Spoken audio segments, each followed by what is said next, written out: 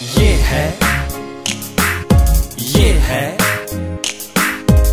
है rising city, ये है राइजिंग सिटी।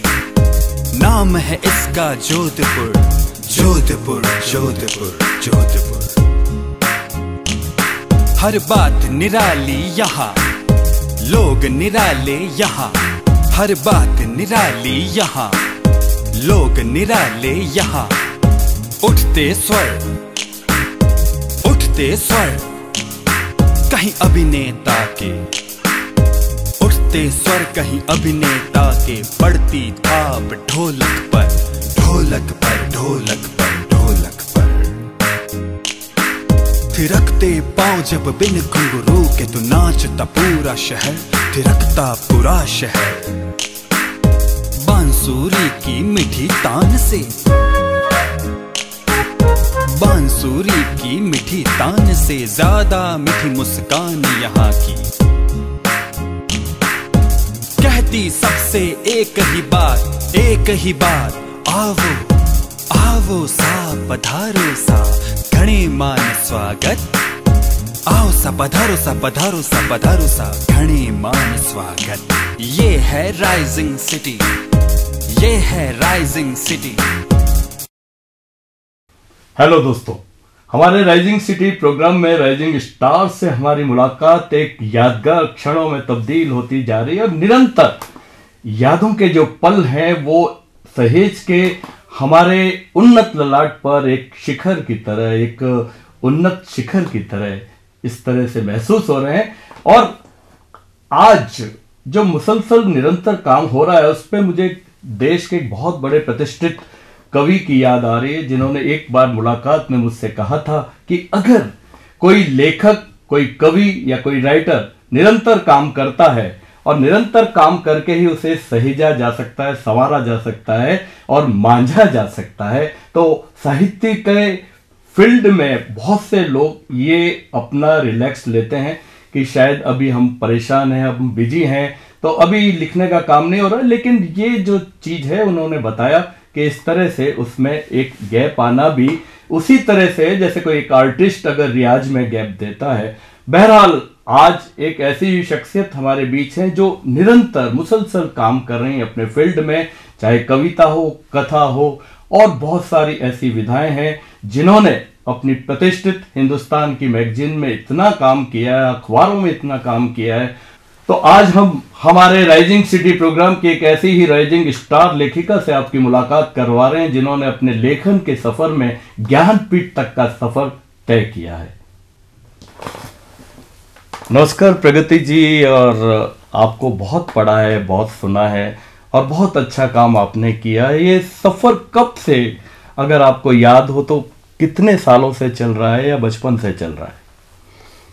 प्रमोद जी, आपके स्टूडियो में आके मुझे बहुत अच्छा लग रहा है। आप सभी दर्शकों को नमस्कार करके जी। मैं आपको बताना चाहूँगी कि जैसा कि हम सभी जानते हैं जी कि हर लेखक या हर व्यक्तित्व जी एक विशेष काल और समय की उपज होता है जी, और उसके आसपास का जो वातावरण है वो उसको एक व्यक्तित्व की आकार देता है। कई बार जो होता है कि बहुत से लोग बचपन से एंटर करते हैं या अपने फील्ड में, तो एक एज की जो मासूमियत होती है वो जरूर स्पर्श करती है। तो थोड़ा सा हम उस काल में आपको ले जाना चाहेंगे जब आपने पहली बार कोई कविता या वो लिखी। जी, मैं आपको वही बता रही हूँ कि मेरा जन्म भी एक प्रबुद्ध परिवार में हुआ जी, और जहाँ तक मेरे सृजन की बात है, साहित्य सृजन की बात है जी, मैं जब 15-16 साल की थी जी, तो उस समय काव्य विधा से मेरे लेखन की शुरुआत हुई जी। और मैं आपको डिस्टर्ब तो नहीं करूंगा, लेकिन मैं पूछना चाहूंगा कि आपको याद है वो पहली कविता जो आपने लिखी थी? जी जी बिल्कुल। जो सबसे पहले मैंने कविता लिखी उसका शीर्षक था एहसास। एहसास हाँ, जी जी। वो बचपन से जुड़ी हुई थी। उंगली थाम कर बचपन की कब चली थी मैं, सही सही याद नहीं जी। उंगली थाम कर बचपन की कब चली थी मैं, सही सही याद नहीं जी। समय के साथ उम्र और उम्र के साथ कद बढ़ता चला गया। वाह, समय के साथ उम्र और उम्र के साथ कद बढ़ता चला गया, इस बीच में मेरा बचपन न जाने कहाँ खो गया। कौन था इसका पहला पाठक? इसके पाठक मेरे पेरेंट्स या थे। श्रोता? हाँ, नहीं, मेरे पापा मामा थे, जो जी। कि हम सभी की जो भी हम सृजन करते थे जी। उसको बहुत उत्साह हमारा बढ़ाते थे वो लोग। तो उनका पेरेंट्स का क्या रिएक्शन था जब आपने पहली बार कविता उनको सुनाई? बहुत खुश थे, क्योंकि बच्चे किसी भी पेरेंट्स के लिए ये सबसे बड़ी उपलब्धि होती है कि उनके बच्चे कुछ भी ऐसा क्रिएटिव करें जो कि उनके व्यक्तित्व में एक और खूबी को जोड़े। तो कविता विधा से जब आप आगे बढ़ी तो कितने साल ये सिलसिला रहा कविता का, और दूसरी विधा में आपने प्रवेश किया? बहुत ज़्यादा अंतर नहीं रहा जी। जैसे हम ये स्कूल टाइम में ही कविता लिखने की शुरुआत हुई थी जी। और जी। उसी समय में इंटर स्कूल कॉम्पिटिशन्स हुआ करते थे। ऐसे कॉम्पिटिशन है, डिबेट कॉम्पिटिशन है, इन सभी में मैं पार्टिसिपेट किया करती थी और काफ़ी इस क्षेत्र में भी मैंने पुरस्कार जीते जी। साथ ही एक मैंने नाटक भी लिखा था जो कि 11th में लिखा था, क्या बात। और जिसका स्कूल में मंचन भी करवाया गया। तो इस तरह मैं 11th 12th में नाटक से भी जुड़ गई। और मेरी मदर जो है वो डायरी लिखा करती थी जी। तो डायरी विधा से भी, क्योंकि वो उनका लिखना मुझे बहुत आकर्षित करता था और इस तो आप में बहुत सारे संस्कार आसपास के परिवेश के समाये हैं। जरा जान लेते हैं कि अहमदाबाद से डॉक्टर प्रणव भारती आपके लिए क्या कह रही हैं। नमस्कार, मैं डॉक्टर प्रणव भारती अहमदाबाद से। आज मुझे मौका मिला कि मैं प्रगति गुप्ता के बारे में, उनके साहित्य के बारे में कुछ थोड़ी सी बात कह सकूं। दरअसल कुछ वर्ष पूर्व हम दिल्ली में अयन प्रकाशन के माध्यम से हमारी मुलाकात हुई थी, जब उन्होंने मुझे एक कविता संग्रह अपना भेंट स्वरूप दिया था। उस पर मैंने कुछ लिखा था, लेकिन उसके बाद में फिर मैं अहमदाबाद आ गई और हमारी कभी मुलाकात नहीं हुई। लेकिन हाँ, हम फ़ोन के माध्यम से, बातचीत के माध्यम से हम एक दूसरे के विचारों को जानते रहे, हम एक दूसरे की समस्याओं को भी सुनाते रहे और उन पर चिंतन करते रहे। तो मैंने जहाँ तक देखा है, प्रगति का जो एक रुझान है वो सामाजिक सरोकारों के प्रति है। उनकी अगर कविता की मैं बात करूँ तो उनकी कविता जो है वो रिश्तों से जुड़ी हैं, क्योंकि यदि रिश्ते पुख्ता रहेंगे तो समाज पुख्ता रहेगा। इसी प्रकार से उनकी कहानियों में जो है कोई ना कोई नया कथानक होता है उनकी कहानियों में। उनकी सुलझे अनसुलझे जो है वो पूरी निबंध श्रृंखला है, जिसमें से काफ़ी सारी चीज़ें हम हस्ताक्षर यहाँ से अहमदाबाद से प्रीति अज्ञात के द्वारा एक पत्रिका निकलती है, हम उसमें पढ़ते रहे हैं। स्टेपल्ड पर्चियाँ भारतीय ज्ञानपीठ से उनकी कहानी संग्रह अभी उनका प्रकाशित हुआ है। अदृश्य आवाज़ उनकी जो कहानी है, वैसे तो कोई भी कहानी है वो उनके सामाजिक सरोकारों से जुड़ी है, जैसे मैं बोल चुकी हूँ, लेकिन वो चिंतन को बाध्य करती है। और अदृश्य आवाज़ उनकी जो कहानी है उसमें ज़बरदस्त ट्रीटमेंट उन्होंने दिया है। मैंने उनसे कहा भी कि ये ट्रीटमेंट तो मतलब इतना उच्च स्तरीय वो है, कहानी है, उसके जो चिंतन है उसका, कि वो पाठक को बाध्य करता है सोचने के लिए कि ये सचमुच ये एक तमाचा है जैसे समाज के चेहरे के ऊपर, और आत्मा के माध्यम से तमाचा है। तो मुझे लगता है कि उनका जो लेखन है वो इसी प्रकार से आगे बढ़ता रहेगा। मेरी बहुत सारी स्नेह में शुभकामनाएं हैं प्रगति को, वो आगे बढ़ती रहें और साहित्य में अपना एक उच्च मुकाम हासिल करें। बहुत बहुत अभिनंदन प्रगति तुम्हें, मेरा स्नेह सदा तुम्हारे साथ बना रहेगा। प्रगति जी, कविताओं के एहसास दिन पे दिन आपके बढ़ते गए, तो कविताओं के सफर में आप कहाँ तक पहुंची? क्या यात्रा रही आपकी कविता यात्रा?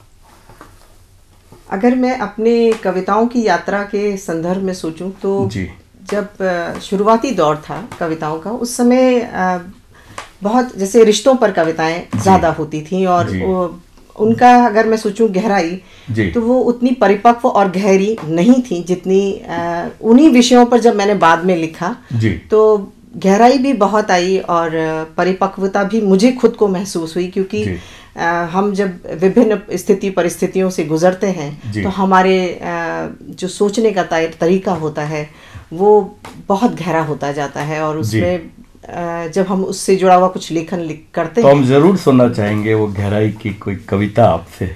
जी जी जी बिल्कुल। मैं सभी दर्शकों के लिए एक समाज के एक पक्ष को सामने दिखाना चाहूंगी जिस कविता का शीर्षक है बाजार। जी। झूठी प्रशंसाओं से भरे हुए मुख आज बाजार हुए। क्या बात। झूठी प्रशंसाओं से भरे हुए मुख आज बाजार हुए, नयन भाव विहीन और लोग पूरी की पूरी दुकान हुए। क्या बात है, बहुत बढ़िया, बहुत बढ़िया। झूठी प्रशंसाओं से भरे हुए मुख आज बाजार हुए, नयन भाव विहीन और लोग पूरी की पूरी दुकान हुए। चाहते आगे बढ़ने की, वाह, चाहते आगे बढ़ने की कुछ इस कदर हावी हुई, सिर्फ बातों की जमा खर्ची कर सारी सौदेबाजियां हुई। सिर्फ बातों की जमा खर्ची कर सारी सौदेबाजियां हुई। भ्रम आगे बढ़ने के, भ्रम आगे बढ़ने के दिखावों के झंडों के तले फहराए और दिखाए गए। वाह। भ्रम आगे बढ़ने के दिखावों के झंडों के तले फहराए और दिखाए गए। यहाँ सब बढ़ता हुआ दिखा, वाह, यहाँ सब बढ़ता हुआ दिखा, मगर इंसानियत गिर गिर कर गर्त में लहूलुहान होती रही। क्या बात है। मगर इंसानियत गिर गिर कर गर्त में लहूलुहान होती रही। जो बाजार कभी शहर के कोने में, जो बाजार कभी शहर के कोने में गंध समेटे रहता था, हो बेशक आंखों में आंसू पर चुपचाप सिसकता था। पहले बाजार बनना, पहले बाजार बनना मजबूरियां हुआ करती थीं, मगर अधिक धन संपदा और सम्मान बटोरने की हवस खुद को दुकान और बाजार बना एहसासों को गवा बैठी।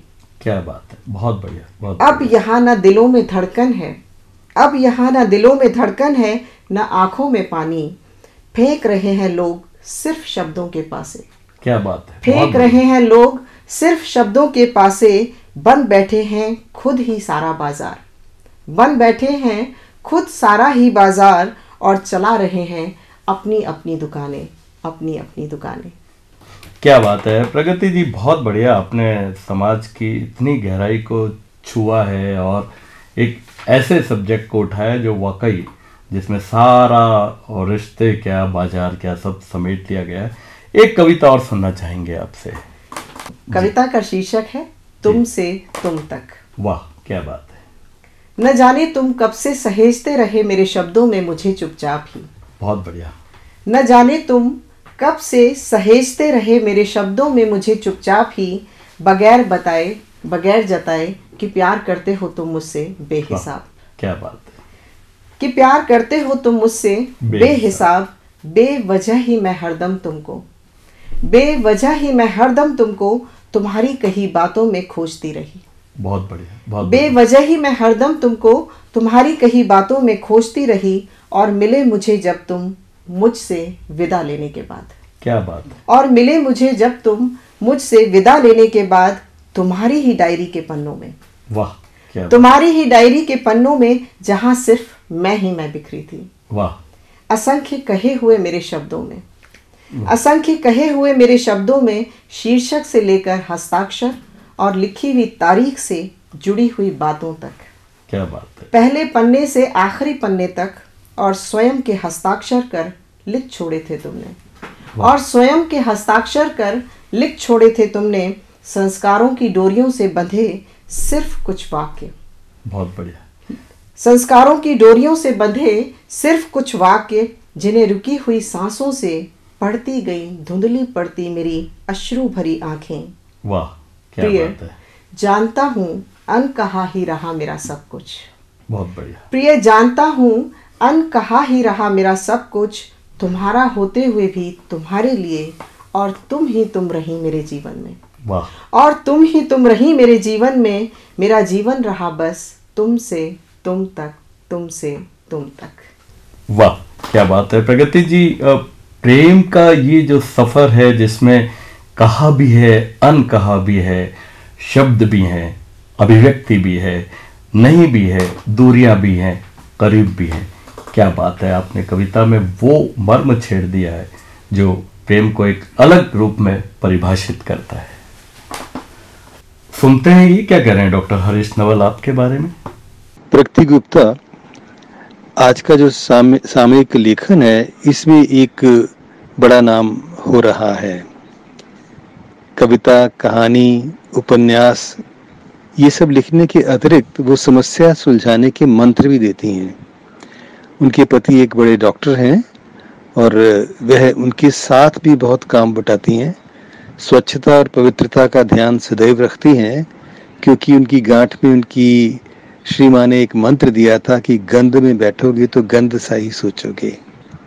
प्रकृति गुप्ता की सोच बहुत बड़ी है, बहुत ही निष्ठावान है, बहुत ही सुसंस्कृत है, और जो लोग उनसे मिल चुके हैं वो जानते हैं कि उनका जो ऑरा है वो कितना अद्भुत है, कि उनके पास जाकर के या उनको सोच करके ही बहुत अच्छा प्रतीत होने लगता है। ऐसे जो साहित्यकार हैं, उनकी जो व्यक्तित्व भी उनके कृतित्व जैसा ही होता है, और यह बहुत कम होता है कि व्यक्तित्व और कृतित्व लगभग एक जैसा हो। तो जैसी वे भीतर हैं वैसी ही बाहर हैं।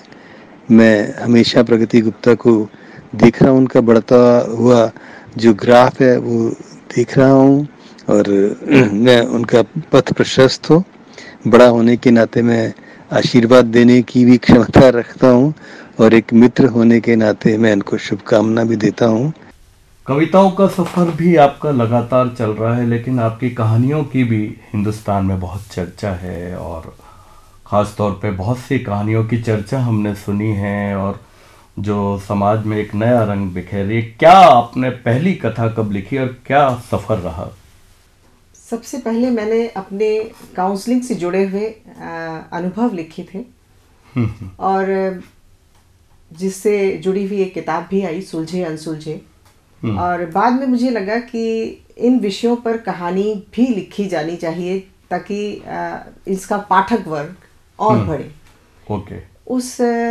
उस बात को सोचकर मैंने कहानियों का लिखना शुरू किया। तो कब से लिखी हैं आपने कहानियां? मतलब कहानियां लिखते हुए भी मुझे 8-9 साल से ज्यादा हो गए हैं। 8-9 साल है। ये शादी के बाद रहा कहानियों का सफर या पहले से? हाँ, हम इसको मान सकते हैं, क्योंकि कई संस्मरणों को मैंने कहानियों का भी रूप दिया था जी। पर संस्मरण भी मेरे विवाह उपरांत ही लिखे गए हैं, क्योंकि जो मेरा कार्य क्षेत्र था, हाँ। मरीजों के बीच में मेरा काफी समय गुजरा। अच्छा, और विवाह से पहले आपने कहानियों कथाओं पे या कविताओं पे ही ज्यादा फोकस किया, और ये सब बाद में? विवाह से पहले मैंने कविताओं पर, निबंध पर और थोड़ा कुछ एक नाटक भी लिखे थे, पर बहुत ज्यादा काम उस पर नहीं हुआ। और डायरी कहानी, हाँ। आपने पहली कहानी आपको याद हो तो क्या विषय रहा और कैसे आपने उसकी बुनावट की? पहली कहानी एक्चुअली मेरे एक काउंसलिंग के पेशेंट्स थे, 2-3 ऐसे पेशेंट्स थे जो कि जिनके साथ भ्रूण हत्या वाला चीज़ें जुड़ी हुई थी जी। और जब उस पे जो मरीज़ा थी जो मेरे पास आई, और उन्होंने जब अपने एक्सपीरियंसेस मेरे साथ शेयर किए, तो उन्होंने जिस तरह से बातें की कि मुझे रात भर नींद नहीं आती है, और मुझे मेरे बच्चे सताते हैं और मुझे बोलते हैं कि आप हमें बचा नहीं पाई, और वो जिस तरह से उन्होंने अपनी मदर को बच्चों ने सपनों में आकर तंग करना शुरू किया, और उस मरीज़ा ने मुझे आकर अपनी बातें शेयर की, क्योंकि वो अवसाद में थी।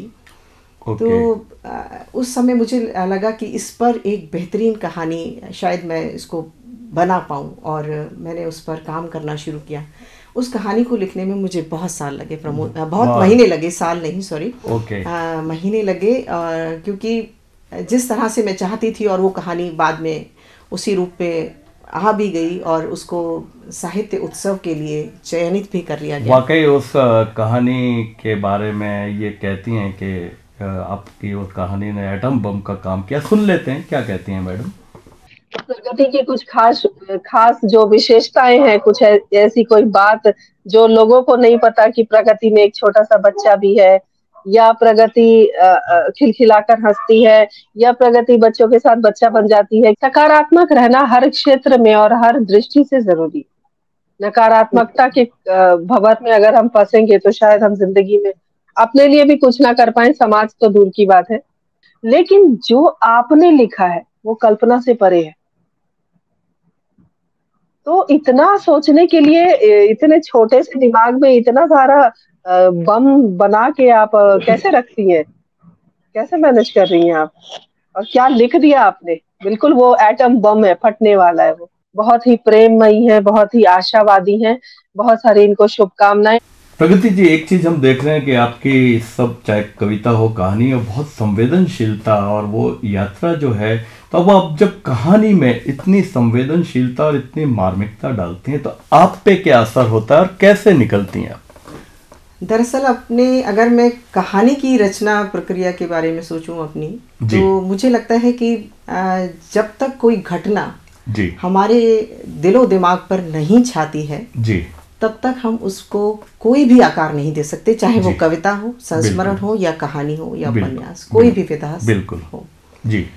तो मैं इस ऐसे सोचूं तो लेखन के हिसाब से मैं कुछ हद तक शायद लकी रही हूँ कि मेरे पास विषय मेरे आसपास ही रहे, क्योंकि जो जिन मरीजों की मैंने काउंसलिंग की या जिन लोगों के मैं संपर्क में आई काउंसलिंग करते हुए, उन लोगों से मुझे न सिर्फ विषय मिले, बाकी मुझे उनको किस तरह से डिफरेंट रूप में उतारना है, क्योंकि एक जो आपको पढ़ने वाला पाठक वर्ग है, जब तक आप कुछ डिफरेंट नहीं लिखेंगे तब तक वो आपको पढ़ेगा नहीं। बिल्कुल बिल्कुल। और कोई भी लेखन तभी प्रभाव डालता है अगर हम उसकी छाप पाठक पर छोड़ पाए। बिल्कुल बिल्कुल। तो कुछ ऐसा ही जब मैंने इस कहानी को लिखा था तो बहुत अच्छी प्रतिक्रियाएं मिली। विभा राज ने भी इस कहानी को पढ़ा। इसके अलावा बहुत सारे ऐसे अपने देश के प्रतिष्ठित बड़े लेखक हैं जिन्होंने इस कहानी को पढ़ा, और ये कहानी लेकिन आप पे,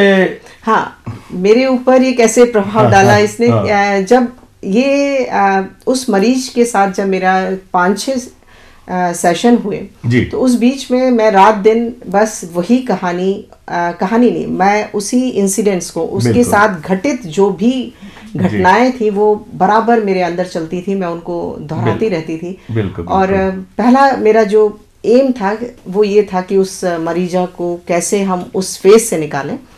उसको निकालने के बाद जब खुद को अब रिलीफ होने की बारी आती है कि जब हम मैं पेशेंट अब ठीक है, अब हमको अगले पेशेंट पे स्विच करना है, तो हम क्या करते हैं, जब तक एक लेखक के पास क्या होता है माध्यम, लेखन ही उसका एक ऐसा शस्त्र है जिसके माध्यम से वो अपने आप को रिलीव करता है।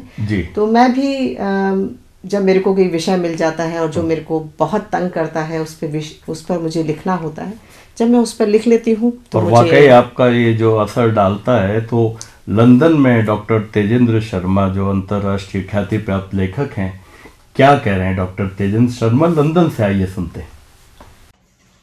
नमस्कार मित्रों, मेरा नाम तेजेंद्र शर्मा है, मैं लंदन से बोल रहा हूँ। आज मैं काफ़ी खुश महसूस कर रहा हूँ कि मुझे प्रगति गुप्ता, जो कि मशहूर कवित्री रही हैं पहले, उनके बारे में 2 शब्द कहने का मौका मिल रहा है। दरअसल प्रगति को मैं शुरू से एक कवित्री के रूप में इसलिए भी जानता था कि शायद 6 या 7 कविता संग्रह उनके प्रकाशित हो चुके थे। उनकी कविताओं में मैं महसूस करता था कि एक ऐसी सोच, एक ऐसी भावना है जो उन्हें ज़िंदगी को बहुत सूक्ष्मता से महसूस करने की शक्ति देती है। मुझे उनकी एक कविता की कुछ पंक्तियां याद आती हैं कि पसरी हुई खामोशी क्या कुछ नहीं कह गई, पसरी हुई खामोशी क्या कुछ नहीं कह गई, तब कहीं चुपके से तुझे छू कर आई हवा, मुझे यूं सहरा गई, कुछ बदला गई, खामोशियां भी ज़रूरी हैं। खामोशियां भी ज़रूरी हैं, ये हर लेखक के लिए महत्वपूर्ण है जानना। और कहानी और उपन्यास लिखने से पहले प्रगति गुप्ता ने अपनी कविताओं में ये महसूस किया कि क्या लिखना चाहिए और क्या छोड़ देना चाहिए, क्या नहीं लिखना चाहिए, इन दोनों को जानना कितना ज़रूरी है। जब मातृभारती पर प्रगति का उपन्यास प्रकाशित हो रहा था सीरियल रूप से, जिसका नाम था पूर्ण विराम से पहले, मुझे उस उपन्यास को पढ़ने का मौका मिला, उन चरित्रों को समझने का मौका मिला और जिंदगी को उस दृष्टि से देखने का मौका मिला जिससे प्रगति अपने चरित्रों को, स्थितियों को देखती है, समझती है। प्रगति की एक खासियत ये भी है कि वो निरंतरता में विश्वास रखती है। वो लगभग रोज लेखन करती है, ऐसा उनकी प्रकाशित कृतियों को देखकर लगता है, क्योंकि हिंदी की कहानी की पत्रिकाओं में हंस हो, चाहे गगनांचल हो या फिर कथाक्रम लखनऊ से, यानी कि जितनी भी खूब महत्वपूर्ण पत्रिकाएं हैं हिंदी कथा जगत की, उन सब में प्रगति की कहानियां प्रकाशित होती रही हैं। मैं ख़ास तौर पे अदृश्य आवाज़ों का विसर्जन, स्टेपल्ड पर्चियाँ और गुम होते क्रेडिट कार्ड्स को मैं चाहूँगा कि मेरे पाठकों ने पढ़ें और जानें कि प्रगति की सोच कथा लेखन को लेके कैसी है। प्रगति इतने कम समय में हमें इतना भरपूर साहित्य दे चुकी हैं कि लगता है कि हमें जल्दी ही उन्हें वरिष्ठ लेखिका कहना पड़ेगा और हम जिंदगी को प्रगति गुप्ता कवि, प्रगति गुप्ता कहानीकार और प्रगति गुप्ता उपन्यासकार के माध्यम से समझने की कोशिश करेंगे। मेरी तरफ से आज के कार्यक्रम के लिए प्रगति, आपको बहुत बहुत मुबारकबाद। ऐसे प्रोग्राम होते रहें, आते रहें और आपके बारे में लोगों को जानने का अवसर मिले। मेरी शुभकामनाएं। बहुत बहुत बहुत बहुत मुबारक। प्रगति जी, कहानी में आपने जिस तरह की बातें की वो वाकई मार्मिक है और आपने बीच में उपन्यास का भी जिक्र किया था, तो उपन्यास यात्रा आपकी, कितने उपन्यास रहे हैं अब तक और कैसे उसमें आपने प्रवेश किया और क्या रही उपन्यास लेखन की यात्रा? अभी पिछले साल जो मेरा उपन्यास आया है जी जी, उसका जो शुरुआत थी, सोच, उससे जुड़ी हुई सोच की जो शुरुआत थी जी, वो भी उस एक पर्टिकुलर एज ग्रुप जो व्यक्ति रिटायर हो चुके हैं जी, वहीं से आई थी जी, कि भाई एक सर्टेन एज के बाद जब व्यक्ति रिटायर हो जाता है जी, तो ऐसा नहीं है कि उसकी भावनात्मक ज़रूरतें खत्म हो जाती हों, क्योंकि आफ्टर रिटायरमेंट अधिकतर जो परिवार हैं उनमें ये सोच लिया जाता है कि इस व्यक्ति की ख्वाहिशें हो नहीं सकती, जबकि ऐसा नहीं होता है। व्यक्ति को हर अगले स्टेप पर किसी न किसी भावनात्मक सपोर्ट की ज़रूरत होती है। जी, जी। तो उपन्यास की शुरुआत वहीं से हुई। इससे जुड़े हुए एक आध पेशेंट मेरे पास आए थे जी, जो कि जिनके साथ थोड़ा मेंटली परेशान थे, मानसिक रूप से, कि अकेले रह गए हैं या कुछ इस तरह की समस्याएं उनके साथ थी जी। तो वहाँ से जो प्रेरणा मिली वो वहाँ से मिली। पर चूंकि उपन्यास में एक बहुत बड़ा फलक होता है तो बहुत सारी काल्पनिकताएं भी होती हैं और तो बहुत संभावनाएं भी होती है, बहुत संभावनाएं भी होती हैं जी। तो ये तो अब जो उपन्यास आया उसमें बहुत कुछ काल्पनिकता का भी है। हाँ, वो तो एक कहानी का एक टेम्परामेंट बनाने के लिए होना होता है। तो बार बार एक जिक्र आपकी पूरी यात्रा में आ रहा है काउंसलिंग, और तो ये क्या है, आपका कोई इस तरह का प्रोफेशन है जिसमें काउंसलिंग का जिक्र आता है या मेडिकल प्रोफेशन है? इसके बारे में थोड़ा सा बताएंगे हमारे दर्शकों को। मेरा जो काउंसलिंग से जुड़ा हुआ कार्य क्षेत्र है जी, ये ईश्वर निमित्त मैं इसको मानती हूँ। जी हाँ, जी हाँ। क्योंकि जब शुरू में हम लोगों ने मेरे हस्बैंड डॉक्टर हैं, डॉक्टर राजकुमार गुप्ता, जो कि जोधपुर के एक प्रतिष्ठित प्रैक्टिशनर हैं जी, जी। हम लोग के अपने जोधपुर में सेटअप हैं जी, और जी। हमारे यहाँ जो मरीज आते थे, शुरू में मैंने सेंटर के अकाउंट्स और जो भी मैनेजमेंट था वही देखा था। पर मरीजों के बीच में इतना समय मेरा गुजरता था कि कुछ मरीज अपने आप ही स्वतः ही अपनी समस्याओं को मेरे साथ साझा करना हाँ, शुरू हुए और उनके फिर समाधान, व्यक्ति भी आपसे टच में आता था, तो व्यक्ति की बातें आती ही हैं। बिल्कुल। तो जब उन लोग को मेरे से बात कर कर और उनको ऐसा लगता था कि नहीं हम अपनी परेशानियों को इस उनसे शेयर कर सकते हैं जी। तो ये सफ़र शुरू हो गया और काफ़ी लंबे समय तक चलता रहा। और जब ये सफ़र शुरू हुआ तो जो लेखन का क्षेत्र था वो मेरा माध्यम बना मुझे अपने आप को सुकून देने का, अपने आप को सुखद अनुभूति महसूस करवाने के लिए। काउंसलिंग भी आपकी लेखन यात्रा का सपोर्ट बनी। जी बिल्कुल बिल्कुल बिल्कुल, क्योंकि लिखने के बाद ही आपका मन शांत होता है। बिल्कुल बिल्कुल बिल्कुल। किसी भी क्षेत्र में काम कोई ऐसा विशेष संस्मरण जो काउंसलिंग से जुड़ा हो और आपकी यात्रा में एकदम, चाहे कथा में, उपन्यास में हो, कोई ऐसा विशेष आप जिक्र करना चाहें?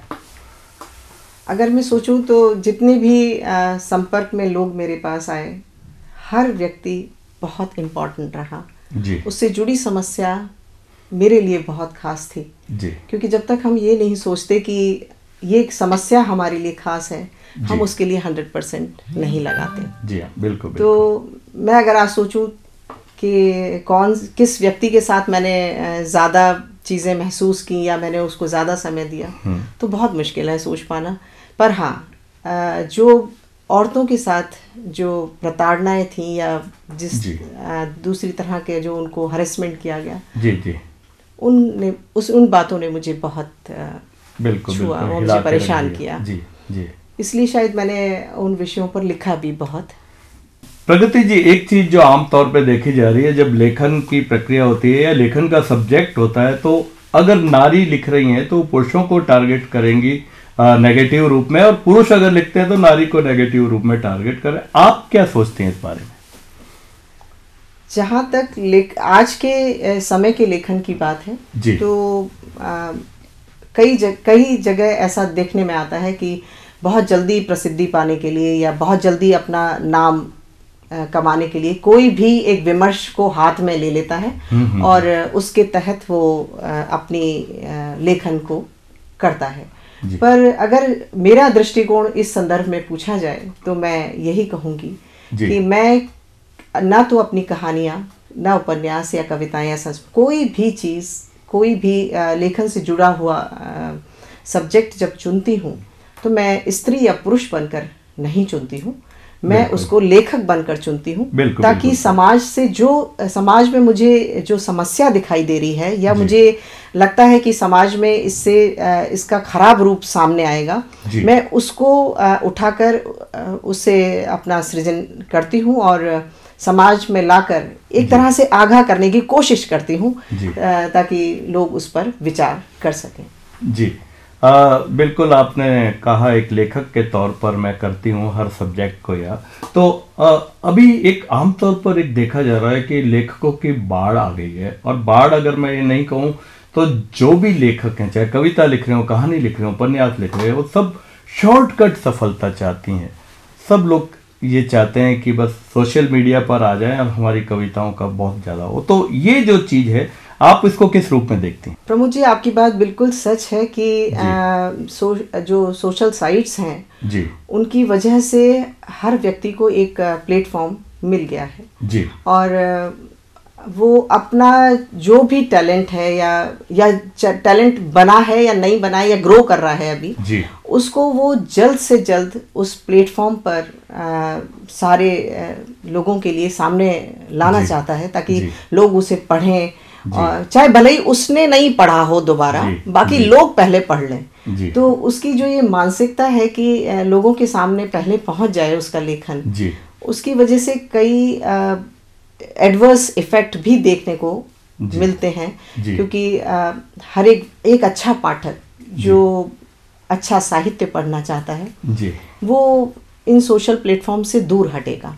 क्योंकि जब तक आपकी वो मानसिक भूख सेटिस्फाई नहीं होगी तब तक आप वो लेखन क्यों पढ़ना चाहेंगे जिसमें कोई दम ही ना हो।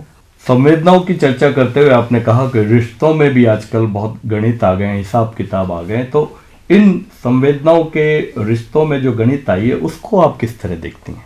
जैसा कि मैंने बोला कि आज जो समाज की स्थिति है जी वहाँ हर व्यक्ति एक अपना हिसाब किताब का एक बही खाता लेकर साथ साथ चल रहा है। जी सामने वाला व्यक्ति उसके लिए क्या कर रहा है, क्या नहीं कर रहा है, और क्या वो उसके लिए कर सकता है, उसके कौन से स्वार्थ की पूर्ति वहाँ पर हो सकती है, वो जी। उन सभी बातों का हिसाब किताब रखकर ही अपने रिश्तों को निभा रहा है।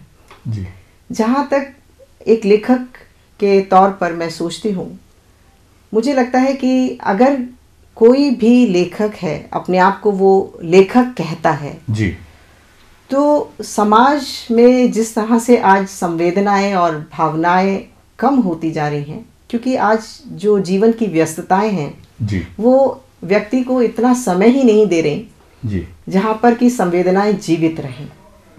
जहाँ तक एक लेखक का सवाल है, जब वो विषय भी अपना समाज से ही उठाता है, समाज से, परिवार से या देश से कोई जी। भी एक विषय उठाकर अपना एक सृजन के लिए सोचता है, जी तो मुझे ऐसा लगता है कि जब हम किसी भी विषय में जी अगर गहराई लाना चाहते हैं, परिपक्व लेखन करना चाहते हैं उस विषय से जुड़ा हुआ, जी तो वहाँ पर अगर हम भावनाओं और संवेदनाओं को नहीं छुएंगे जी बिल्कुल तो जीवंतता कैसे आएगी? बिल्कुल बिल्कुल क्योंकि